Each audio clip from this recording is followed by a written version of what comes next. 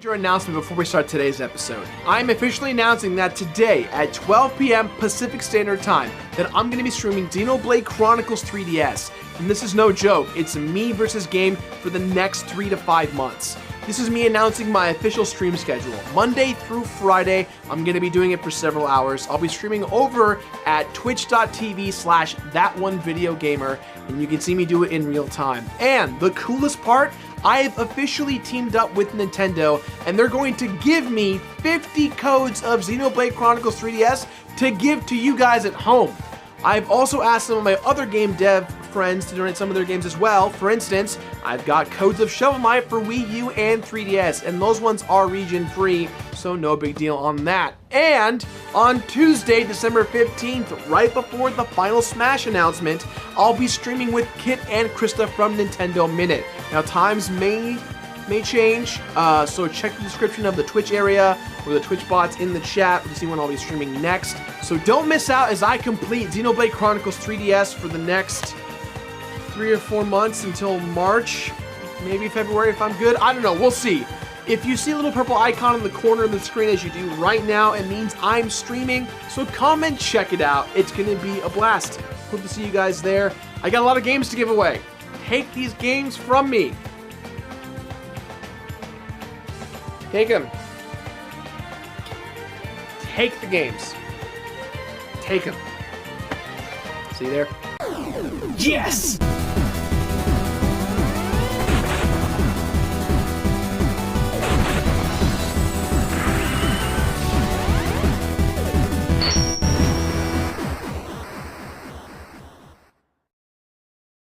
Hey everyone, and welcome back to a brand new episode of The Completionist. Way back in the day in the show, I said that I kind of liked Sonic Heroes during my Sonic Adventure 2 video. And you know, I actually kind of enjoyed Sonic Heroes. I feel like I'm only one of the few that did. And then I realized I hadn't played the game since it came out, so let's give it a shot today. Let's start at the turn of what may be where Sonic started to get a little bit lost in his adventures.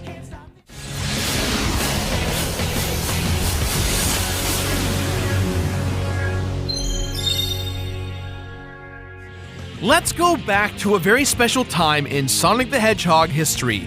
A time that falls right after the golden age of Sonic's 2D platforming and right before the Dark Ages, which were ushered in by the unholy birth of Sonic 06. I'm talking about the Sonic Adventure era, specifically after the beloved 2001 release of Sonic Adventure 2.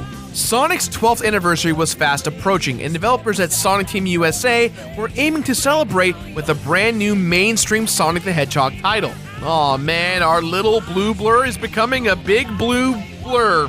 According to the game director Takashi Iizuka, this new entry in the franchise wasn't designed as a direct continuation of the Adventure series, but rather a fresh take targeted specifically at newer and more casual players. This new title was also built using the Renderware engine, allowing it to be easily ported to multiple platforms, including the GameCube, PlayStation 2, and the original Xbox, ensuring that more people than ever could now experience Sonic's signature brand of attitude. Sonic Heroes turned out to be a game of many firsts for the Sonic franchise. In addition to being the very first Sonic title to appear in multi-platforms, it also had the largest playable cast out of any Sonic game. That's not necessarily a good first, but it's a first. While it didn't exactly set the critical world on fire with its mixed reviews, it's clear that the game is an important entry in the Sonic franchise. So, let's strap on our Michael Jackson-inspired red and whites, grab a couple of teammates, and jump into Sonic Heroes. Oh, one of you's playing and the rest is watching. Okay, so don't grab teammates. Think about your friends.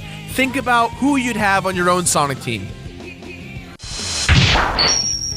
Since Sonic Heroes features 4 different teams to play as, there are 4 separate campaigns to play through, each with their own unique stories. Team Sonic's story is simple enough. It opens with Sonic parkouring his way through a Dragon Ball Z wasteland. Tails and Knuckles, in Tails' trusty airplane the Tornado 2, tracks Sonic down to deliver some heavy news in the form of a letter sent by Dr. Eggman himself.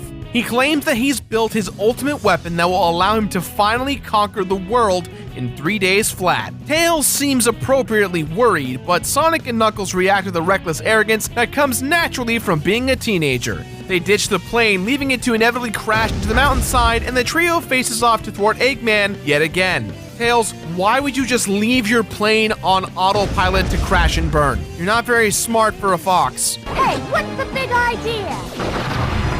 Quick spoiler real quick, if you haven't played Sonic Adventure 2, then you should be aware of this. Team Dark begins with Rouge the Bat infiltrating one of Eggman's secret bases. She's looking for some valuables, but what she finds instead is an unconscious and inexplicably alive Shadow the Hedgehog, who's suspended in a stasis chamber. She releases him, but doesn't realize she's also accidentally activated the E123 Omega robot. Omega lights up the joint, however, Rouge manages to hear over the gunfire that the android is hell-bent on destroying all of his robo-brethren that were created by Dr. Eggman.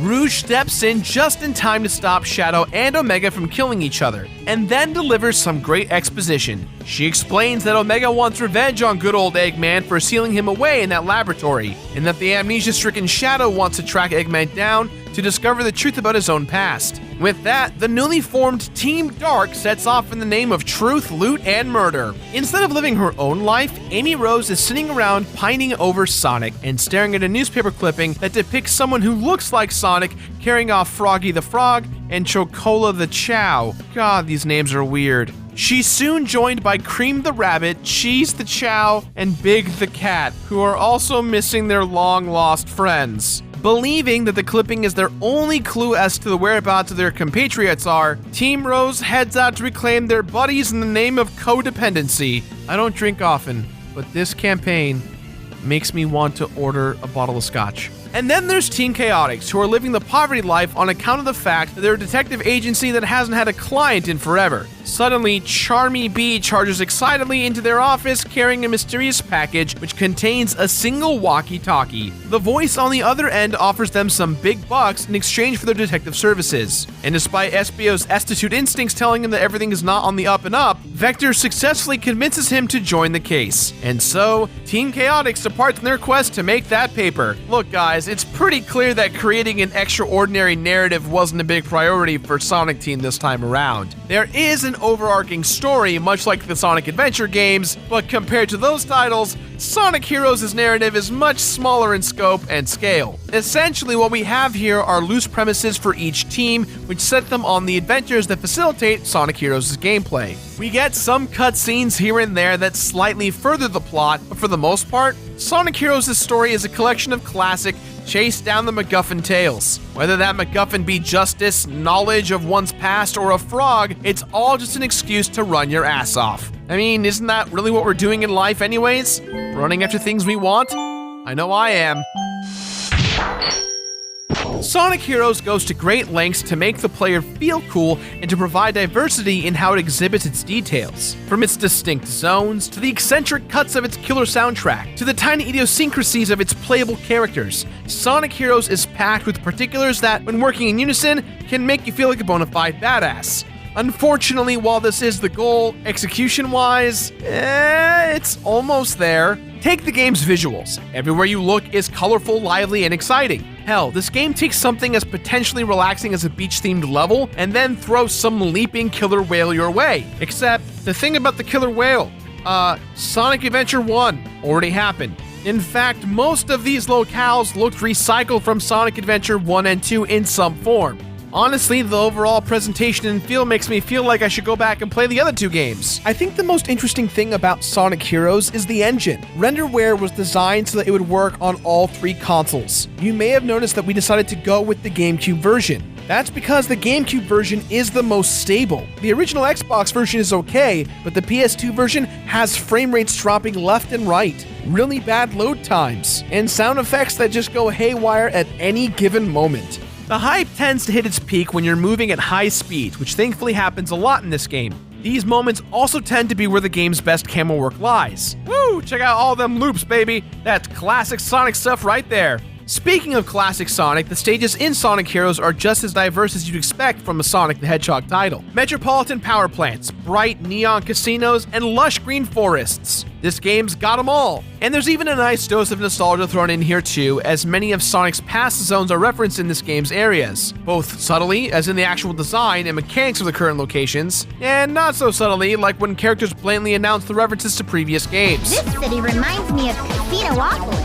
Yes, Amy, we do remember Casinopolis Zone. We know that this stage is an exact homage to it. We got it. Thank you. Thank you. Hey, at least the help person this time around is not Oma Chow, because man is he annoying. Here's a tip to get you started. Press the A button to spin jump up to higher ground. The soundtrack in Sonic Heroes is absolutely all over the place. It's got trip-hop, power metal, happy hardcore, and even that special kind of jazz rock fusion that Japanese game composers were in love with for about 12 years. Every track motivates you to go fast to keep your head bobbing. And just as the game's stages are divided into pairs, kind of like Act 1, Act 2, so too are those stages' musical themes. Hearing a track and then hearing a somewhat similar track on the very next level harkens back to the good old days of Sonic 3 and Knuckles, making the soundtrack really one of the best aspects of the game. Sonic Heroes features extensive voice acting during both cutscenes and actual gameplay. These voices contribute a lot toward establishing each character's identity, but they quickly become incessant and inane, as they often over-explain already clear mechanics while you're trying to jam out to the music. Eggman's robots are up to no good again.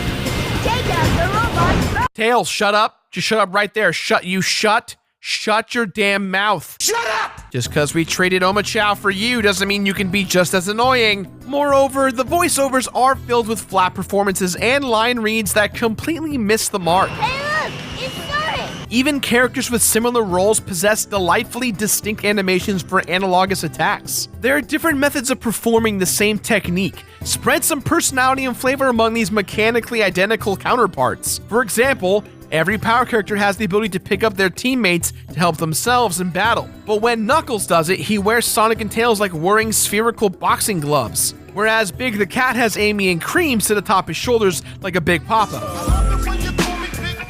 Oh, hell no. Big the Cat, we are not referencing you and Biggie. No way. You ain't got nothing on Lubba. Get out of here. Scat. Big ass cat. Have you found your frog yet? No? You had at least 2 games to find the frog, and you couldn't find the frog. Lubba for life. Sonic Heroes' gameplay, which emphasizes quickly platforming from one end of the level to the other, is very reminiscent of previous Sonic titles, except for one thing. This time around, it's all about teamwork. Instead of controlling one character, Sonic Heroes has you take control of 3 characters at once. Sonic Heroes doesn't have any kind of hub world like the adventure games do. Instead, it just has 14 stages one after another like the classic Sonic games do. Each of the game's 4 different teams offer a slightly different gameplay experience. Team Sonic is just as well-rounded and middle of the road as you'd expect them to be. Their levels aren't too tough and not too easy either. Team Dark offers a greater challenge with levels that feature the most enemies by far. Team Rose is the easiest with the shortest levels and the least baddies. You got little nieces and nephews that want to play? Point them towards Team Rose. And finally, there's Team Chaotix, which offer a mixed bag of gameplay. Their campaign involves all different kinds of tasks, like collecting items, destroying a set amount of enemies, or simply reaching a goal at the end of the stage. Each team consists of 3 members, a speed character, a flight character, and a power character.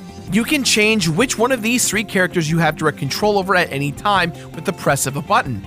Doing so will also change your team's formation. Speed formation lines up your homies single file. Flight formation stacks them up in a Triforce Heroes totem pole-esque type thing. And power formation makes your teammates perform the famous Flying V. Ducks stick together, ducks fly together. Well, in this case, hedgehogs, foxes, and echidnas stick together. And robots and other hedgehogs and bats and whatever the hell the rest of these guys are. They're all friends here. Should be just called Sonic Friendship. Sonic Heroes is built from the ground up as a team-based game, and if you want to get by, you're going to need a little help from your friends and their different abilities. Each role has its own strengths, weaknesses, and capabilities. Speed characters are obviously the quickest and possess a homing attack, a speed boost, a tornado jump, as well as the ability to triangle jump off of walls. Flight characters can perform the Thunder Shot. Yes, I know it's called Thunder Shoot, but it sounds more normal and more realistic to be called Thunder Shot. It's not like Tails is shooting baskets or hoops or anything. And of course, lift both of their teammates up into the sky.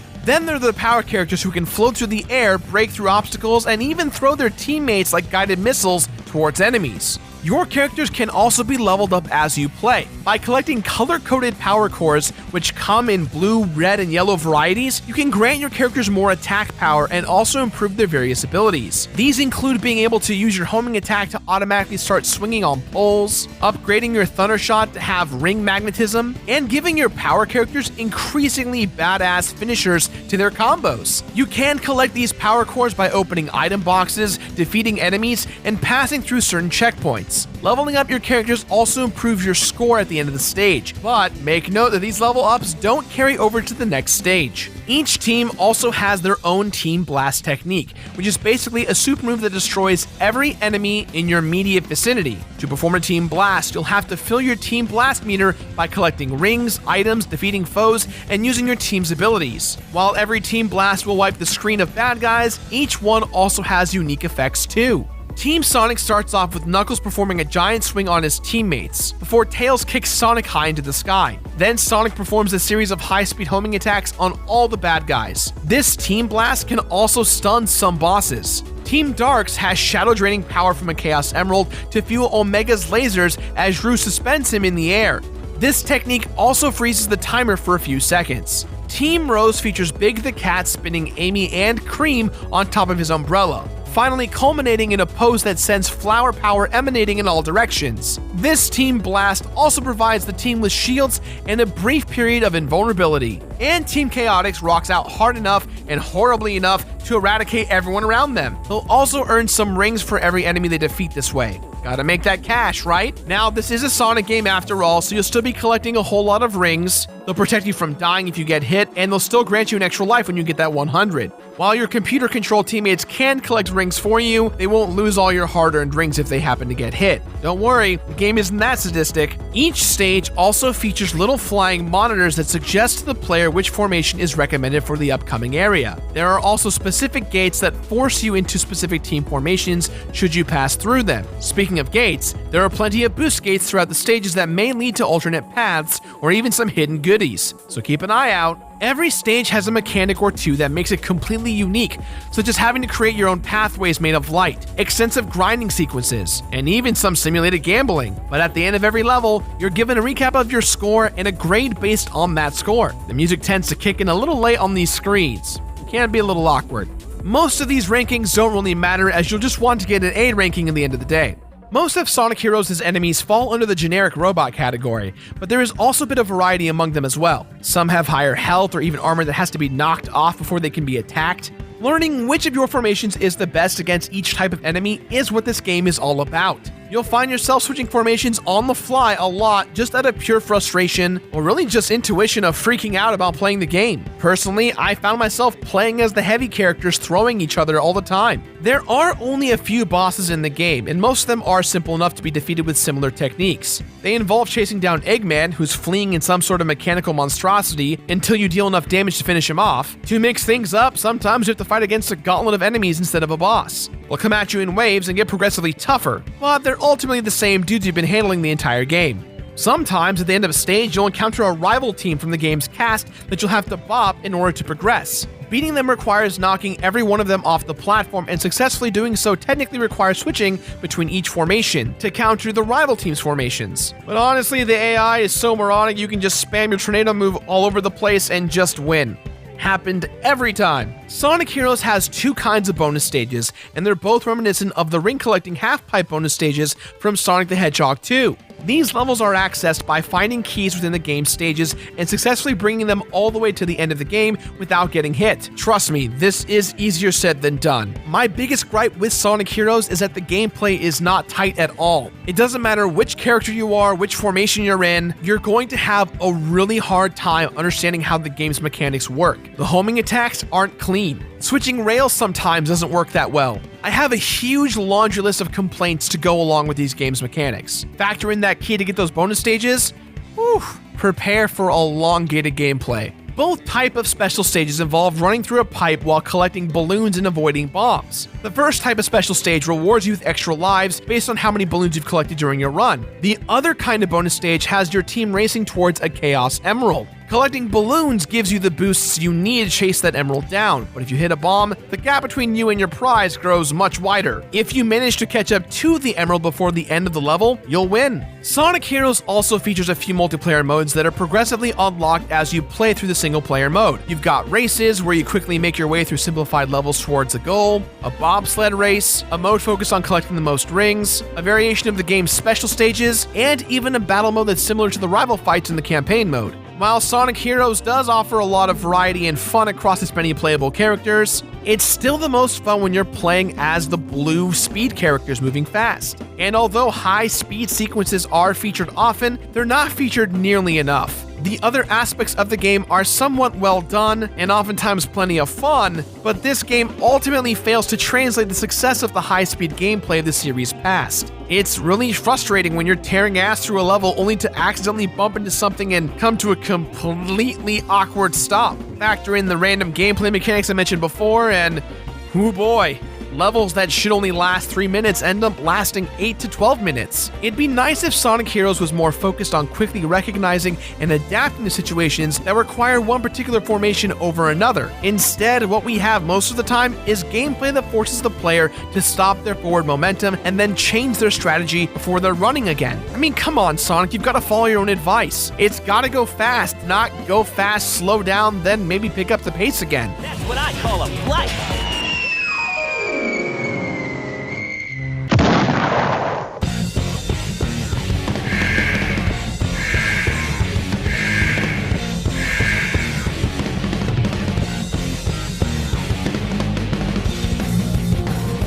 Other than a few small differences here and there, every team's campaign plays out in almost the exact same way. Each team races through the game's many stages, chasing whatever that the team cares about. Eggman, treasure, frogs, etc. But after defeating Eggman's Egg Albatross boss, each team learns that the main man they've been chasing is just a robotic decoy. It's a fake? What they don't discover is that this decoy is actually Metal Sonic, who's developed T-1000 liquid metal shapeshifting powers. He's been using these abilities to impersonate Eggman and is secretly collecting data from each team. Eventually, all the teams manage to make their way through the fake Eggman's last line of defenses, the Final Fortress stage. And when they do, they encounter the meanest boss yet, the Egg Emperor. This thing is a giant suit of armor in Eggman's image, complete with a shield and javelin. Wow, you know, considering that Metal Sonic was technically the one who designed this thing, it goes to show just how much research he must have done on emulating Eggman's MO. Well done, Metal Sonic.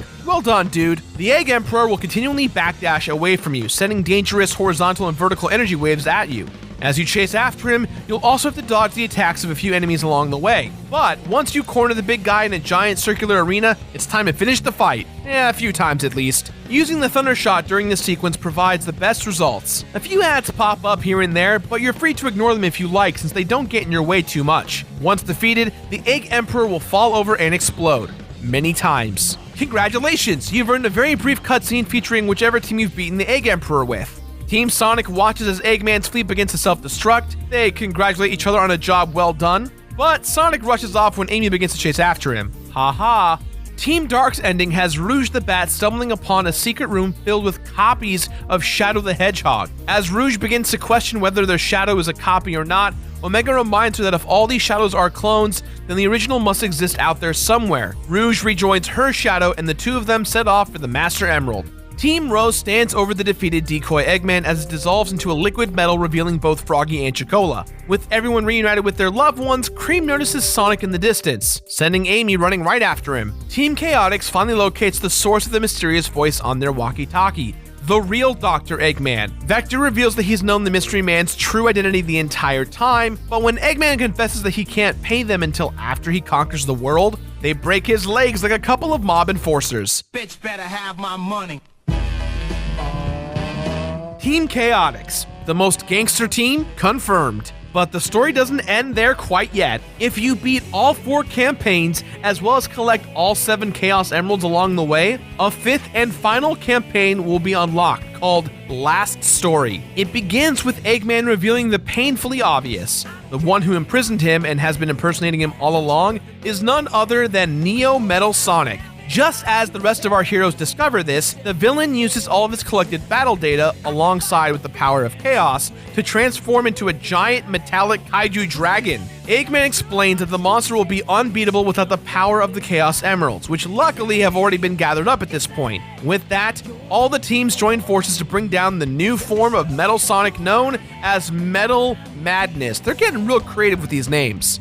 This fight involves using Team Rose, Team Chaotix, and Team Dark to hit nodes on the boss's body with specific team formation attacks based on the node's color. Basically, each formation is useless against its own color. Thankfully, Metal Madness's attacks, which include flamethrowers, tail whips, and rocket spikes, are pretty slow and heavily telegraphed. Once defeated, Metal Madness will then transform into his final form, Metal Overlord, and he takes to the skies, which means it's up to Team Sonic to transform into Team Supersonic using the Chaos Emeralds and end the battle once and for all. The fight against Metal Overlord is like a classic air chase, perfectly befitting the final level of a Sonic game. He'll attack with crystal pillars, which Sonic can blow with his air abilities, and missiles, which can trap you for a short time. Tails can shoot them down no problem. On top of all that, your ring count is constantly depleting during this fight, and if it reaches 0, you're boned. The only way to hurt Metal Overlord is to perform Team Blasts, which features Team Supersonic charging up and bouncing all over the villain. My biggest gripe with Team Supersonic is that Sonic is the only one that's actually super. Look, most of us have played Sonic 3 and Knuckles. We know that Super Tails and Hyper Tails exists, and Hyper Knuckles exists as well. So why can't they all look really cool and super like Sonic can? Instead, the other two get these little sphere things. Come on, man. Come on, Sega. Go full anime at this point. Successfully perform 5 Team Blasts and Metal Overlord will come crashing back to Earth, while he'll regress back to his normal state. With everything all wrapped up, Sonic and Tails run off towards their next adventure, with Amy trailing after them. Rouge resumes her hunt for the Master Emerald with Knuckles in hot pursuit. Team Chaotix isn't done quite yet, beating their frustration out of Eggman, and Shadow and Omega take the unconscious Metal Sonic into their custody. Another Sonic the Hedgehog adventure complete. I just wish the game made me feel a little bit more on the complete side, if you know what I mean.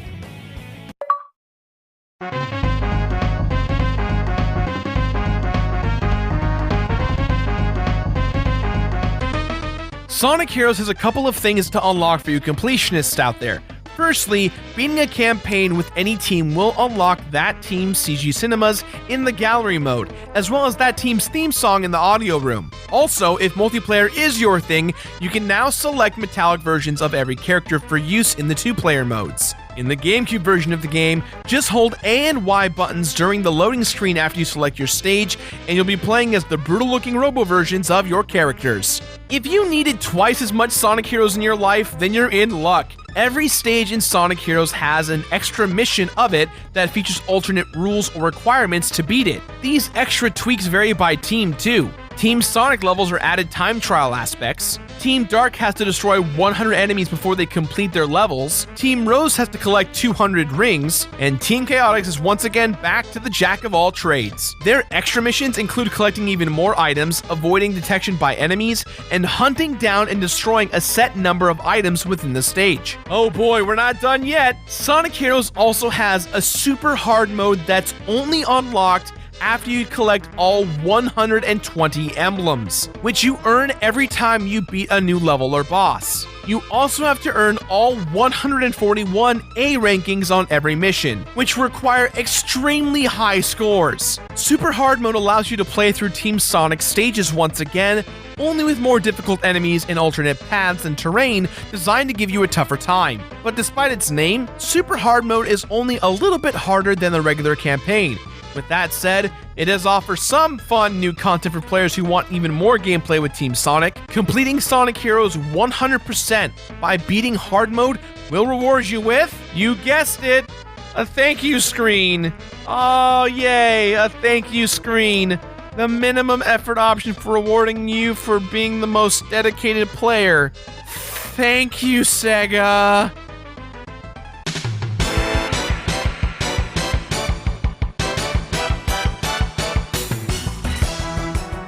Despite the added complexity of controlling more than one character, Sonic Heroes is still a pretty easy game. for someone who's not completing it. The game goes out of its way to ensure that you never lose your way or hit a wall of insurmountable difficulty, with the exception of any of the casino levels, cause man, those things are horribly designed. Topple that in with weird gameplay, and this game is a lot harder than it looks. And a lot of it is because of bad game design. There are little hint nodes everywhere to tell you exactly what you need to do to progress, and one of the Sonic franchise's oldest hazards, the pitfall, is virtually nullified in this game. If you fall off a cliff and you have at least one other teammate in the clear, then the game will automatically switch to that one character, with the other characters respawning eventually. This happens very infrequently, so do not rely on this. This game overall is really hard to chew. The camera's not the greatest when it comes to the gameplay. Controlling everyone is pretty brutal at times. Not getting hit, let alone dying to get an A ranking, is really difficult. Playing the same levels again with no real motivation is kind of a pain in the ass. It's incredibly difficult to get A rankings on every single stage. Ultimately, Sonic Heroes aims to make the player feel awesome, and a lot of the time it does that right. But when this game fails, it fails with flying colors. And this is coming from someone who loves almost every Sonic game. Just saying. Sonic Heroes is fun. The music is good. Everything else, playing the game casually, Sonic Heroes offers a lot of interesting things for new players and old. Completionists, you can pass on this one and feel like you didn't miss that much at all. The characters, their voice acting, the overall vibe of the game, added on with a very scary and hell of a completionist bonus, and this game can reek really bad sometimes. So, with that in mind, guys, I give this game my completionist rating of look at it. Look at it. This episode on Sonic Heroes is brought to you in part by thepixelempire.com. I'm sure you guys are aware of them by now. They've been fantastic sponsors of the show in the past. Dylan West and his crew have been real awesome with us, and we wanted to represent them one last time for this year. The Pixel Empire is an awesome website where you can get some rad artwork for your walls. If you're a fan of movies, comic books, and video games, then you should definitely check out some of their designs. They're printed on real glossy, high-res material, and some of your favorite characters look awesome. And the deals from before are still good. From now until Friday, December 18th, every Millennium Falcon poster purchased comes with a set of 11 by 17 posters that represents the original Star Wars trilogy. The deals on their video game packages are still happening, with limited video game prints being on sale until the end of the year. There's a Pick Any 3 and Pick Any 4 prints bundle that is legitimately 50% off or more. And on top of all these sales, you can use coupon code Completionist to get 15% off your entire order. So thank you to Dylan and your team over at the Pixel Empire for supporting the Completionist. It really helps out a lot. That's all the time we've got for today, guys, so please, as always, let us know what you thought about today's episode somewhere on the internet. Don't forget, I'm live streaming right now over at twitch.tv/ThatOneVideoGamer, Xenoblade Chronicles 3DS, until we are completed. See you guys there. Now, if you excuse me, I